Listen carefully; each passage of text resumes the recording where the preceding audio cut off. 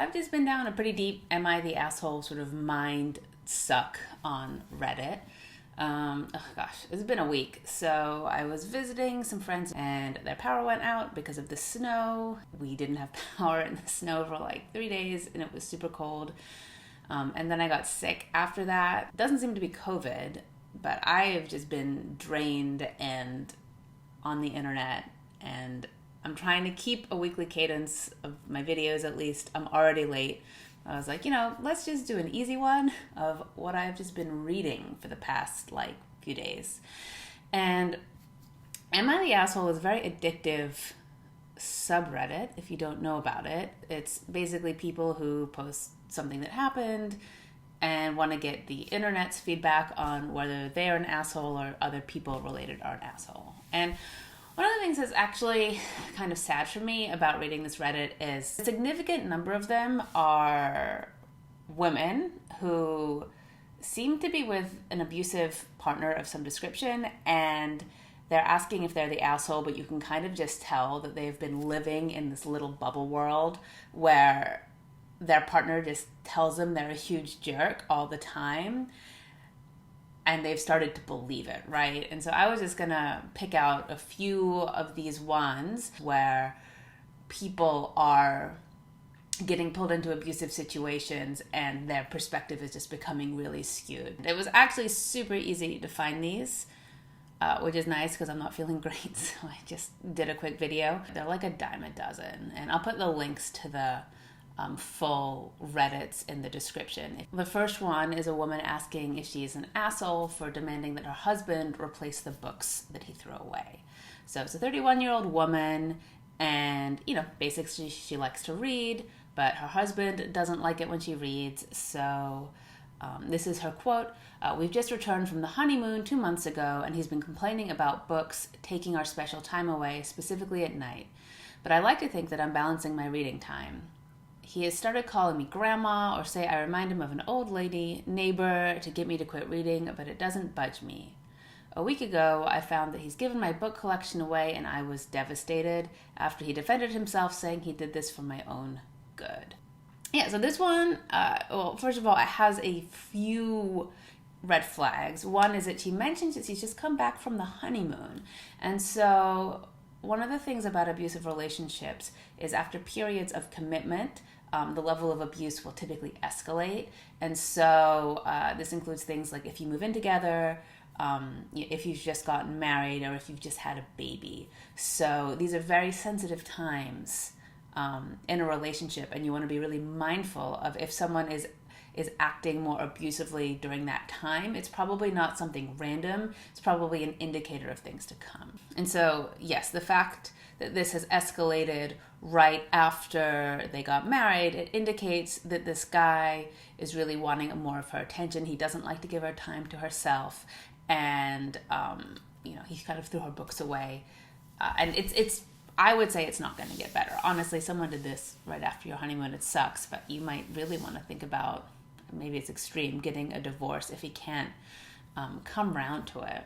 And then the other thing, is he says it's taking away our special time, their communal special time, but he's not giving her any sort of voice in defining what their couple time should be. He's mean to her. So he calls her grandma, and he says that she reminds him of an old lady neighbor. So these are kind of very manipulative, very abusive kind of statements before he even unilaterally threw out her stuff.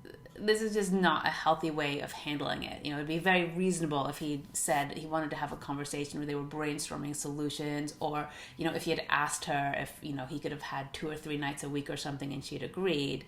But yeah, this was a pretty emotionally abusive thing. And then the fact that she's even questioning this, the fact that, she kind of mentions that she feels overwhelmed, and she's really, happy that people on Reddit are taking her side. And, so you kind of get the impression this is a woman who is not used to people backing her up, and, is wondering, is she the asshole? And then, goes on the internet.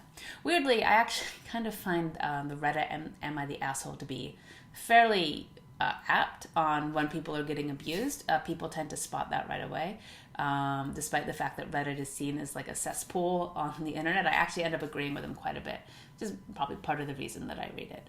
But yeah, people called it out, and people were pointing out he seems very controlling. You might want to be thinking about leaving this relationship and stuff like that. So hopefully she does. Only time will tell. So here's another one. Am I the asshole for refusing to go to bed until I found my cat that my husband tossed out? So basically, it seems like this woman has anxiety, and she especially gets anxiety around her cats and when they're not safe in the house at night. And her husband knows this. And her husband knows this and has held me when I've had complete breakdowns when one of the cats hasn't come home. So then the previous night, one of the cats was being noisy, and so the husband tossed the cat outside at 10:30 p.m. because the husband was tired and had to sleep. And he didn't actually have to work the next day, but the author did. So basically, then the author gets a panic attack and trying to freak out and find the cat, and then the husband gets out of bed and becomes angry with her, and then effectively the cat comes back in an hour and is fine, but she's feeling really angry and stuff at the husband. And this is one of those ones, it might not look huge. I'm assuming it's an outdoor cat, by the way. Obviously if it's an indoor cat, that would be pretty bad, but assuming this is an outdoor cat and it goes outside regularly and the husband just tossing the cat outside, which might seem pretty normal, it seems like it might not be like a huge issue. However, the few things that are notable on this is the husband knows that his wife gets anxiety when the cats are out at night. I think that this is actually a pretty sort of big red flag, because it's one of those ones which can be really hard to call out on, or you feel kind of a little bit nuts or crazy, and so this woman is worried that she has too much anxiety and the problem is her, right? And whether or not she has too much anxiety about a cat being out at night is not really the concern. The concern is she has some very particular triggers that the husband knows, and what I think is going on is the husband was actually mad at her. He's tossing the cat out, but he's really doing it to piss her off. But what is interesting about this one is it's very deniable, right? The cat was making noise. I would be curious if they had been having a fight or anything like that, but the cat was making noise. He can say it's just about the cat. He can get mad at her for being overly protective and angry. But the thing that you notice is that he has had all the agency here. He's made the decisions. He did not talk to her about what to do about the cat. It is a sign of sadism, right? The husband knows the author gets upset about this, and chose to pick a solution that he knew would be very traumatic for her. Yeah, and I think in particular what the really toxic behavior is triggering someone by doing something that wouldn't trigger everyone, but they know it will trigger this person, and then getting mad at them and then belittling them when they're triggered, right? It's a very, very conscious type of manipulation on the behalf of the husband, I believe, and it's very deniable. And so I actually think this type of behavior is really, really toxic because it's very gaslighty, and if you feel people doing these things to you in your relationship, it can be really hard for you to call them out. So, I kind of get why this woman might have gone on the internet and needed a reality check here, because she might just be worrying that she's an overly anxious person, but it's these type of vulnerabilities that people can take advantage of. And what makes it so bad is the fact that it is a socially acceptable venting of the husband's sadism, right? He knew it would upset his wife. He did it anyway. It wasn't an accident. The point was to upset the wife, but do it in a way that was deniable. So there you go. So this is the final one I'm going to do today. This 23-year-old woman is asking if she's an asshole for going clubbing without her boyfriend. So basically, her and her boyfriend were going to go clubbing. It had been a while since she'd gone out, and she was really excited to it. But then 45 minutes beforehand, her boyfriend said he wasn't in the mood to go out. He just wanted to stay in and play mobile games. So she was disappointed, but then she calls one of her friends and is like, hey, one of her female friends is like, hey, let's go out clubbing, just the two of us. So first of all, one thing that she says, she chose not to tell her boyfriend before. So here's why she explains that. When I returned home, I saw a few messages from Eric asking, the boyfriend asking what I was doing. She told Eric that she went clubbing with Alicia a few hours ago, but she didn't tell Eric before she went out because she knew he'd get super angry and stop her because something similar had happened before. He totally flipped out and said she was being unfair to go without him. He said that she should have told him before she went. And then she said that if she told him beforehand, he would force her not to go. And he said that's not fucking true. There's a few interesting things here, and like this is a very common dynamic to get in if you have a partner who is being very controlling, is that you stop wanting to tell them where you're going or what you're doing. And I've been in this situation myself where I know that if I ask my partner about going out with my friends, that he's just gonna say no. Not current partner, like a past way in the past partner. And so then I stop telling him when I'm going to go out. But then the problem is then I get in trouble for not telling him stuff. You don't want to be ruled by this other person. And then later this guy makes a tweet saying, my girlfriend ditched me for her friend, life sucks. And so then embarrassing her kind of publicly again for what she did, except that she didn't do anything. He was going to come over, pick her up. They were going to go to the club. Instead, he decided to stay home. And then that kind of left her open to do whatever she wanted. Yeah, this is very concerning. And, they're kind of young, and I'm assuming early on in a relationship. But this type of behavior is a huge red flag. If you ever find yourself afraid to tell your partner what you're doing, or you feel like, if I say I'm going to go out with a female friend, my partner's going to try to stop me. This is actually the precursor of what can be very, very abusive relationships. Ending in physical violence and things like that, because it is the beginning steps of someone starting to isolate you from your friends. And so, so this whole thing, it's interesting basically because it's what early stage controlling abusive relationships look like. You feel like you're in an unwinnable situation. Basically if she doesn't do exactly what her boyfriend says, so he's staying in, so he thinks she needs to stay in.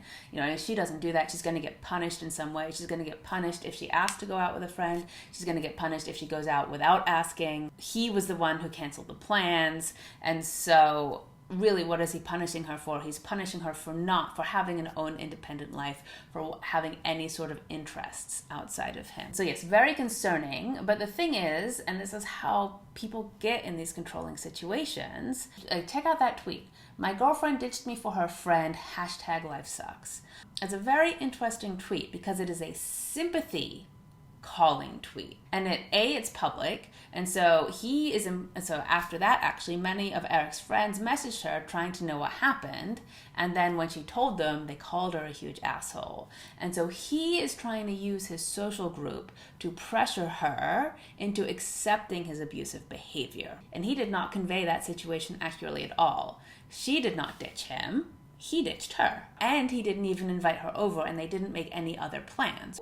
He's really switching what happened to get the social group to apply pressure to her for her to just completely cave, to be a subordinate human to him. What is interesting, though, is this is a type of relationship that might hypothetically escalate into something like physical abuse.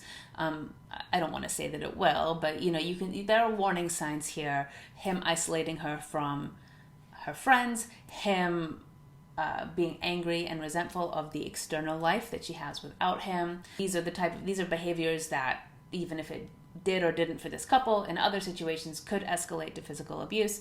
But what you see is the initial things are not him hitting her. They are basically him using other types of persuasion, and in particular, this sympathy-getting persuasion. My girlfriend ditched me for her friend, life sucks. He presents himself as the victim, as a way of generating this kind of pressure. And so sometimes people wonder, well, how could a woman get to a point with a man where she would accept really abusive behavior? And it's these kind of intermediate steps here where, he is conveying things with in a skewed way that's causing the outside world to tell her that she's wrong, to tell her that she's being selfish. And now she's really disoriented. She's now living in a world where people are telling her this fairly acceptable behavior is bizarre and abusive. If she gets that a lot, or she gets those types of experiences over the years, she is going to lose a sense of what is normal, what is right, what is acceptable. And then what will happen is the boyfriend can escalate and kind of do meaner and meaner things.